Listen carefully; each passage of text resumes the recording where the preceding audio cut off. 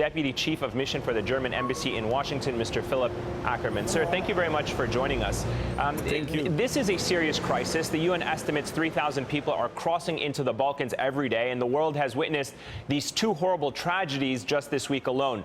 What is the EU, the European Union, doing to address this crisis, and why doesn't it appear to be a coherent, unified policy to address this? So let me start by saying that this flow of migrants into Europe is certainly the biggest migration crisis since World War II. And we are all in Europe overwhelmed by the sheer amount and dimension of migrants we face in Europe right now. You have mentioned the Chancellor who yesterday or the day before yesterday made a clear appeal to the EU to try to do its best to coordinate a common approach to this crisis. It is not an easy task to fulfill because every nation has its own ways and means to cope with this crisis, but it is obviously very necessary. And we have to find rules within the EU. We have to find ways how we approach this crisis jointly and together. And that's a huge challenge we pose in the days and months ahead.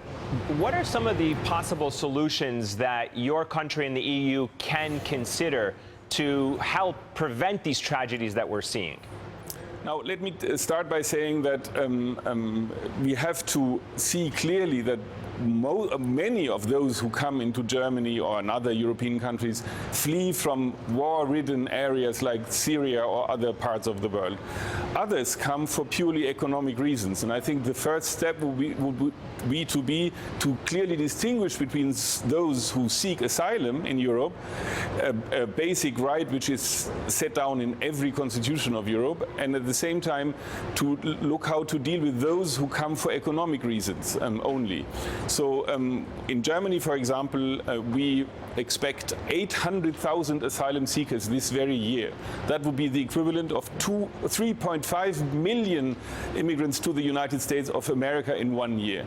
So we have to try to shape and to shape a policy how to deal with those who come here for political reasons because they are persecuted back home, and those who come here in order to make a better living, which is understandable and is respected, but they should not try to seek asylum for political reasons. And let me ask you about some of the internal dynamics of countries, particularly in Germany. In recent months, there have been arson attacks on refugee shelters and other hate crimes against refugees coming across Germany.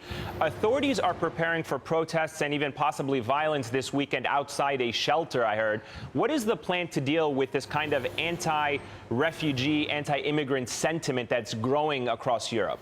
Well, unfortunately, you are right in mentioning all these terrible events, demonstrations, attacks even against refugee homes. But at the same time, let me say that more than 60,000 Germans have declared themselves as volunteers to help these refugees and also to integrate them in society. We have to see both sides of the medal.